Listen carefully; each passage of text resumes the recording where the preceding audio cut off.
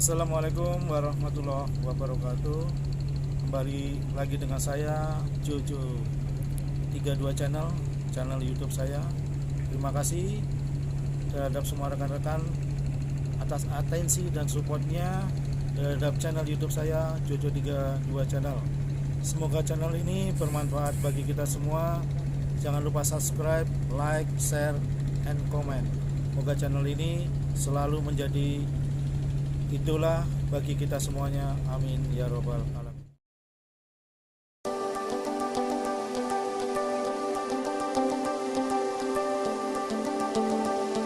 Kita memahami, berarti ketika kita berinteraksi pada harta, jangan letakkan harta itu menguasai harta kita, menguasai hati kita. Makanya biasakan Pak, kalau tiba-tiba ada yang bermasalah dalam urusan kehidupan kita, kita pisah dulu, ini urusan dunia atau akhirat. Urusan dunia dibuat ringan. Nah, itu sikap zuhud.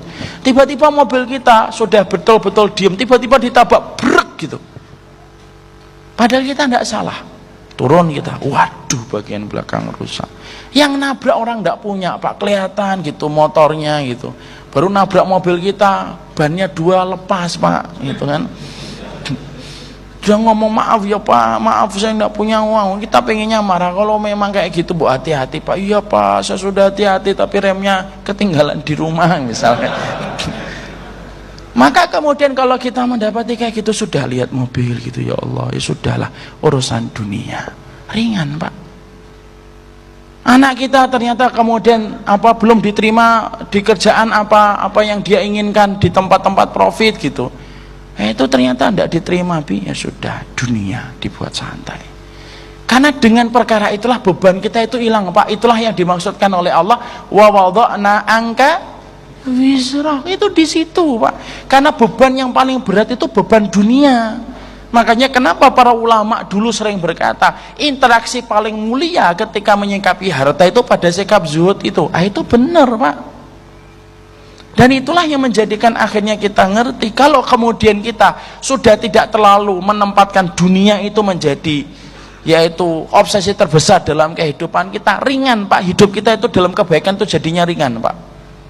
Ini wallah ya, saya pernah naik Gojek Pak, ada orang tua itu yang sudah umurnya mungkin 60-an, ini 59 atau 58, 60-an lah mungkin. Lo naik Gojek sama saya ketika saya terjebak macet ketika akan ngajar di salah satu masjid di Jakarta Pusat. Turun saya dari mobil, kemudian ada ikhwannya nyetirin, saya perintahkan nanti nyusul aja ke masjid. Turun naik Gojek Pak, orangnya tua Pak. Gojek awal-awal itu kan pendapatannya besar Pak. Saya ngobrol-ngobrol, kenapa berapa Pak sebulan Pak? 4 jutaan. Saat itu masih 4 juta itu lumayan. Kalau sekarang kan Gojek banyak Pak. Gojek lebih banyak daripada yang naik Gojeknya kalau di sarang. Maka kemudian dia bilang, loh saya sering dapetin dong Pak, ada orang itu dapat 8 juta, 9 juta, 10 juta. Iya Pak, kalau mau diturutin terus menerus juga akan dapat Pak segitu Pak. Cuma ya sampai kapan? Coba Pak, cuma sampai kapan Pak kayak gitu terus Pak? Itu kalau saya turutin gitu ya sampai malam jam 10, jam 11 malam bisa Pak. Itu sebulan saya dapat 8 juta, 9 juta. Tapi saya tidak mau kayak gitu Pak. Saya ya sekedarnya saja.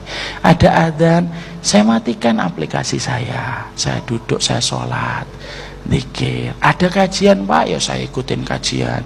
Nanti kalau sudah selesai saya hidupkan, baru terima order lagi, insya Allah. Nanti ada adzan lagi saya berhenti. Kalau saya kemudian lagi puasa sunnah, ya saya kemudian kadang-kadang liburkan. Saya mengandalkan rezeki saya kemarin untuk nyukupin hari ini, masya Allah Pak. Itu sampai ketika dia ngantar saya di masjid, dia baru tahu kalau saya ngajar di masjid. Itu betul-betul dia buktikan Pak. Saya ngajar, dia ternyata tidak melanjutin Gojeknya Pak. Duduk Pak di antara orang itu, kemudian ikut ngaji Pak, sampai 2 jam ngaji dia. Setelah ngaji kemudian dia deketin saya, ngembalikan uang tadi. Kemudian dia minta handphone saya bilang tidak usah Pak. Tidak lah Pak Ustadz, tidak, pakai aja Pak. Itu namanya Pak, tenang dalam hidup, bersahaja ketika nyari dunia.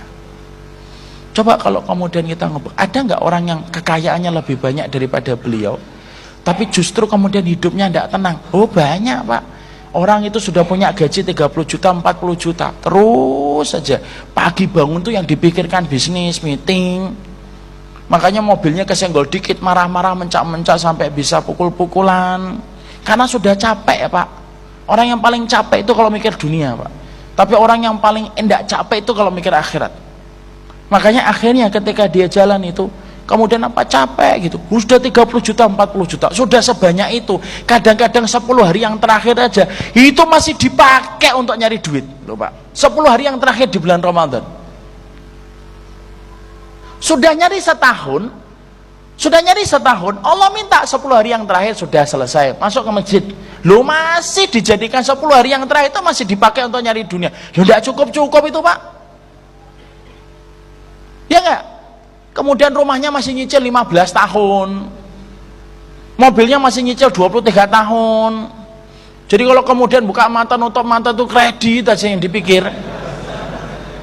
Padahal kerjanya sudah 20-30 juta Pak. Kenapa dia dalam hidup keresahan semacam itu? Ya maaf, sebagaimana kata para ulama, orang kalau kemudian yang difikirkan dunia ketika dia bangun dan ketika tidur, kalau ketika baru membuka mata yang kita fikirkan dunia, kekalutan tiada parah, kepayahan tiada kemudian tiada henti, dan kemudian kegilaan tiada pernah kemudian terakhir, tidak pernah berakhir. Kan gitu akhirnya Pak.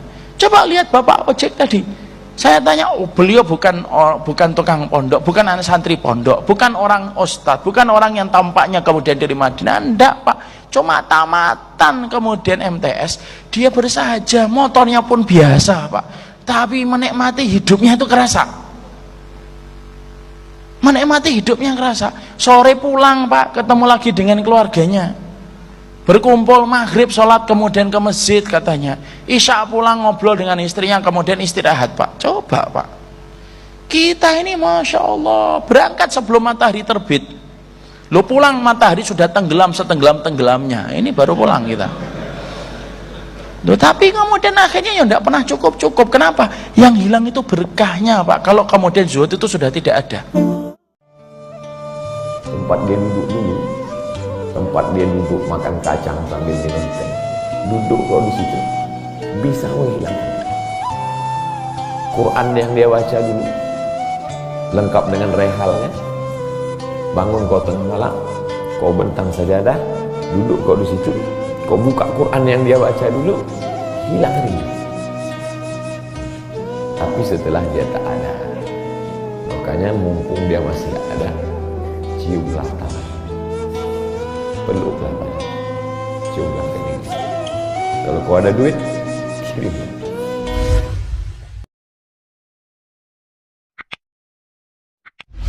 Bagaimana cara bakti seorang anak, cara membahagiakan orang tua berjarak jauh dengan kita, sedangkan bertemu dekat bersama orang tua mungkin hanya 1 tahun sekali, Idul Fitri saja, karena harus bekerja di PT Antam Tbk Sulawesi Tenggara. Ada sesuatu yang tak bisa kita bayar dengan uang, tak bisa dibayar dengan uang. Yang bisa merasakan ini orang yang orang tuanya sudah meninggal, yang masih hidup tak bisa. Lam ya'rif man lam yadhuq, yang tak pernah merasakannya tak bisa menceritakan, karena tak bisa dirasakan. Setelah orang tua itu tak ada, barulah kita rasa dunia ini hampa, tak ada guna. Duit itu tak ada gunanya, mobil itu tak ada gunanya, rumah itu tak ada gunanya, apapun tak ada gunanya. Waktu dapat saya gelar doktor dari Sudan, pulang saya ke rumah, tak ada gunanya, tak bisa lagi diceritakan. Dulu apapun yang dapat diceritakan, ma, aku dapat sorban dari ini, ma, aku dapat pensi. Setelah pulang dari Brunei, dapat gelar visiting profesor di Universitas Islam Sultan Syarif Hadi, tak ada gunanya. Paling-paling ditulis di baleho ya, profesor, untuk menunjukkan bahwa kita bukan ustadz kaleng-kaleng. Nanti setelah dia tidak ada, barulah kau cari mana kain yang pernah dia pakai dulu, mana sajadah yang dulu dia pakai waktu sholat, di mana dia dulu sering duduk. Bekas tempat duduknya aja pun bisa menghilangkan dulu. Tempat dia duduk dulu, tempat dia duduk makan kacang sambil minum teh, duduk kok di situ bisa menghilangkan. Quran yang dia baca dulu lengkap dengan rehalnya.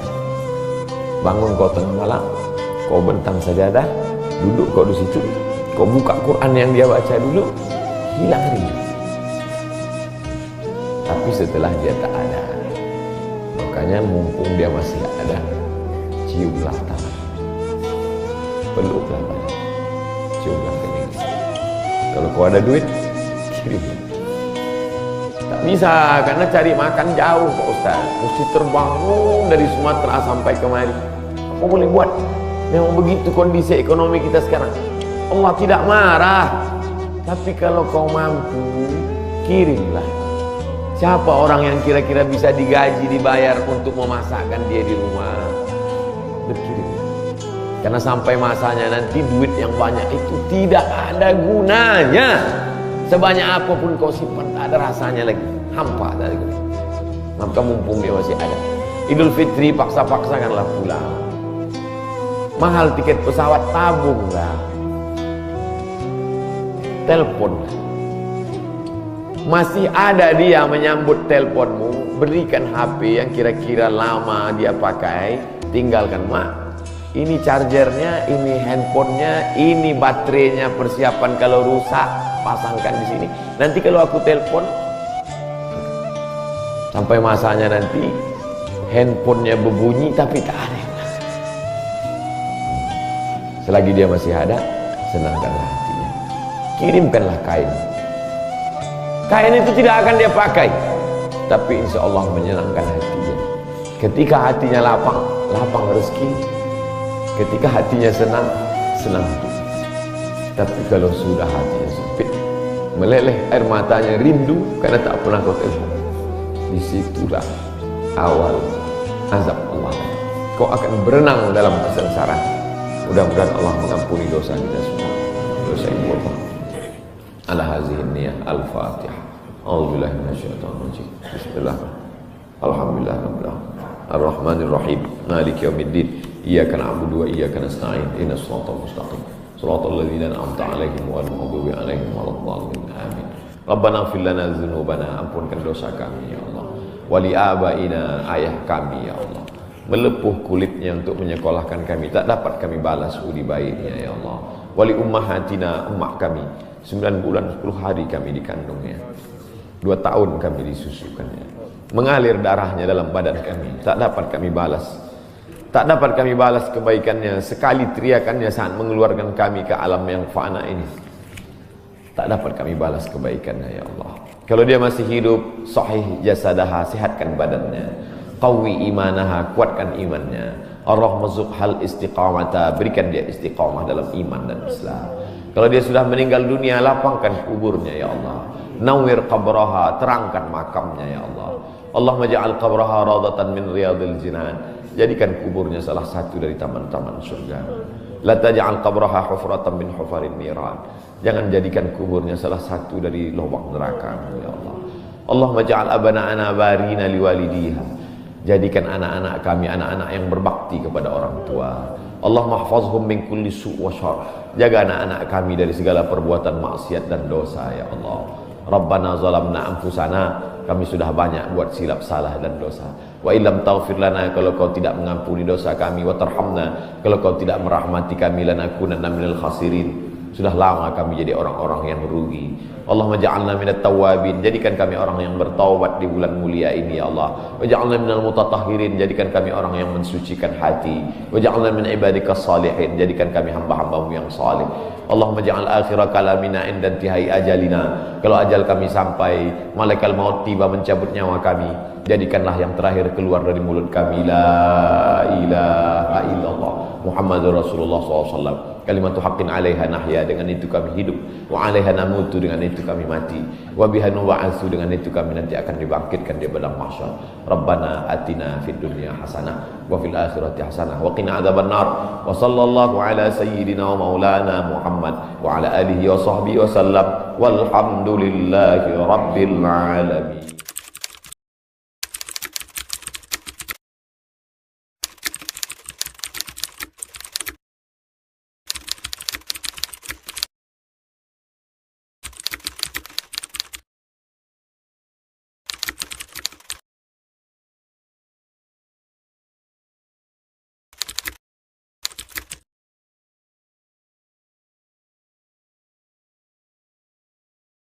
Sekarang kurikulumnya, keluarkan semua jenis sholat sunnah. Baik yang diisyaratkan langsung dalam Al-Quran, ataupun yang disebutkan oleh Nabi SAW. Contoh, yang disebutkan langsung dalam Al-Quran, tahajud misalnya. Boleh sekarang, bangun tahajud. Bangun malam, Pak. Alhamdulillah. Bahkan ketika Allah menyebutkan tahajud, itu diberikan keistimewaannya langsung. Kata Allah, tidaklah seorang menunaikan tahajud, kecuali aku berikan 4 hal. Yang tidak diberikan pada yang tidak tahajud. Jadi Anda khusyuk sehusyuk apapun, 5 waktu, khusyuk sampai nangis. Ya, sampai macam-macam, tetap nggak akan dapat 4 ini kalau nggak tahajud. Ya, buka Quran surah 17, ayat 79 sampai 81. Wa minal laili fatahajjad, dan dari sebagian malam bangun tahajud. Aku nggak tuntut semua malamnya, kata Allah, bangun dulu sebagian malam. Ingat ya, ada lail, ada lailah, saya pernah terangkan. Kalau lail itu waktunya, lailah keistimewaannya. Jadi kalau sudah pakai tak itu sifat. Kalau menunjuk waktu, lailah sifat di malam itu yang istimewa, beda dengan malam lainnya. Makanya ketika Allah menyebutkan malam Al-Qadar itu pakai tak.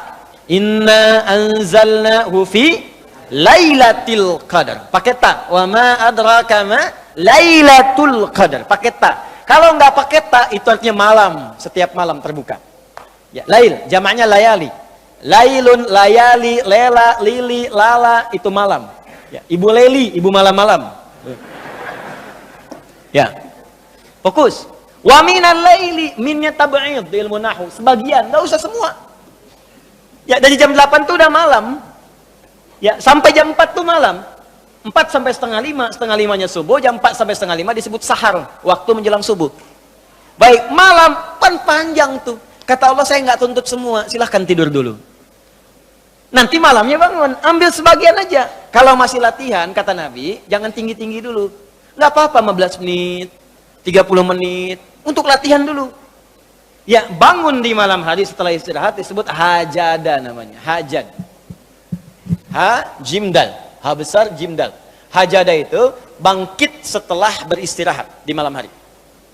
Jadi kalau mau tahajud tidur dulu. Tidur dulu, kalau nggak tidur bukan tahajud namanya.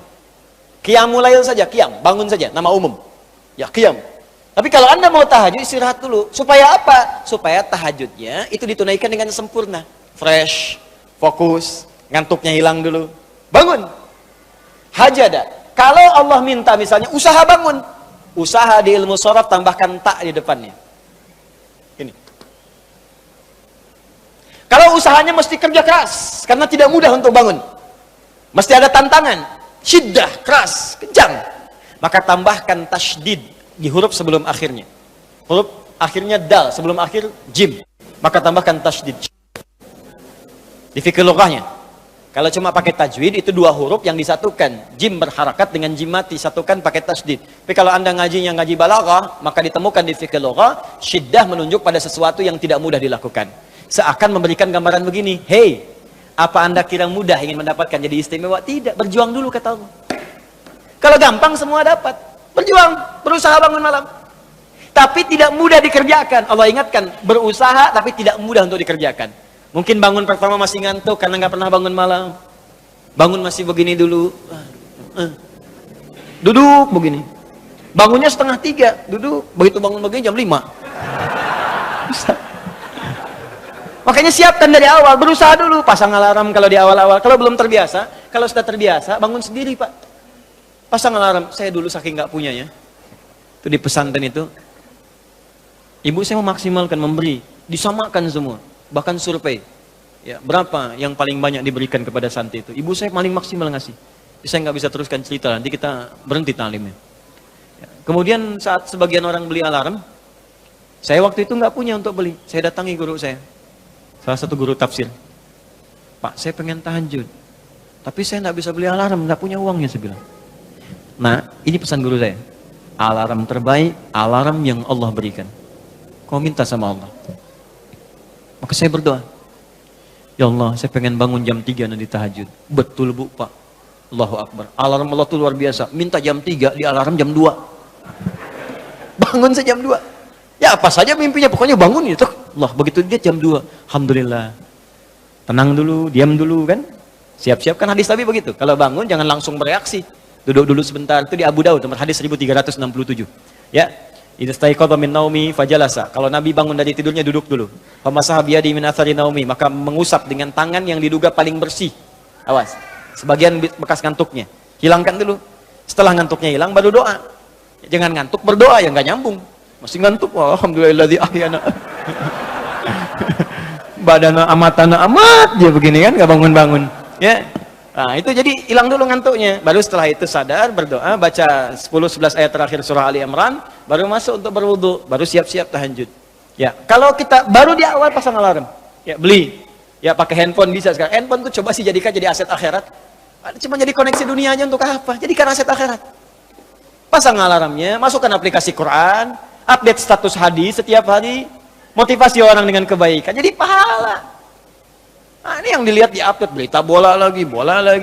MU dapat gelandang baru, ini kemarin menang 6-0, melawan Manchester City menang 1-0, tapi agregat kalah 3-2, nggak masuk final. Hafal. Liverpool peringkat pertama, selisih poinnya udah kejauhan, sekarang nggak kekejar, udah nggak kekalah-kalahkan sampai sekarang, 23 kali main. Wah, tinggal 16. Hafal benar tuh. Ya, kemarin salah nyetak gol 1-2-0 lawan West Ham, tahu dia. Tahajud enggak? Aduh. Anda mau tanya apa sama saya? Saya jawab sekarang. Ya, Ronaldo punya anak 4 aja saya tahu. Nonton nggak? Nggak tahu saya. Real Madrid puncak sekarang nomor 1 saya tahu karena Barcelona kalah sebelumnya walaupun kemarin menang 5-0. Saya tahu. Nonton nggak? Nggak nonton. Demi Allah saya bilang nggak nonton saya. Cuman saya kan senang baca. Apa yang bisa dilihat besok ngapain? Lihat malam-malam. Baca selesai. Ya kalau masuk di komunitas itu bisa dakwah kita. Datang sampaikan gini selesai. Balik lagi ke tahajud, pasang alarm. Bangun jam berapa sholat? Jam 3, pasang jam 2. Bikin 3 kali alarm. Jam 2, 2:04, 2:30. Kalau bisa 3 kurang 15. Alarm pertama untuk mematikan alarm kedua. Alarm kedua matikan alarm ketiga. Saya tahu saya modusnya pasti begitu. Makanya berjuang. Nah, kalau Anda bisa kerjakan itu, apa yang Anda raih? Asa 1, ayyab'atsaka rabbuka maqaman mahmuda. Langsung. Kata Allah saya jamin pakai asa. Asa itu kalau kata Imam As-Suyuti dalam kitabnya Al-Itqan, itu beliau katakan ini huruf taraji. Jadi sesuatu yang kalau Anda kerjakan itu asa, itu mengandung kepastian yang tinggi. Maka kalau diterjemahkan kata Allah saya jamin kalau Anda kerjakan tahajud dengan benar, aku akan angkat karirmu di tempat yang paling tinggi dan paling indah, terpuji. Jadi kalau Anda kerja, karir naik cepat, nggak usah pakai nyogok, nggak usah pakai macam-macam, Allah angkat sendiri. Allah lembutkan hati orang-orang sekitarnya. Kalau kuliah, tingkat paling tinggi. Ya, 2, wa qur rabbi adkhilni mudkhala sidqin. Aku akan bimbing setiap dia mengawali pekerjaannya. Dibimbing Allah. Makanya orang yang dibimbing Allah itu terasa mudah. Ya, maaf, begitu mau misalnya menghadapi sesuatu, datang bimbingan Allah, begini cara mengerjakannya. Hatinya tuh dituntun. 3, wa akhrijni mukhraja sidqin. Kalau punya masalah diberikan jalan keluar yang terbaik, yang benar. Macet, berikan jalan keluar. Ya, nggak perlu melakukan tindakan-tindakan yang kotor. Ada pekerjaan susah, diberi jalan keluar. Nggak perlu melakukan tindakan-tindakan kriminalitas. Kalau orang tahajud semua, nggak ada korupsi, Pak. Nggak ada sogok menyogok. Baik semua jalan. Yang paling indah, waj'alni min ladunka sultanan nasira. Ahli tahajud itu kata Allah, kalau dia diganggu, diisengi, dijaili dalam kehidupannya, aku langsung yang akan menolongnya. Baru tahajud.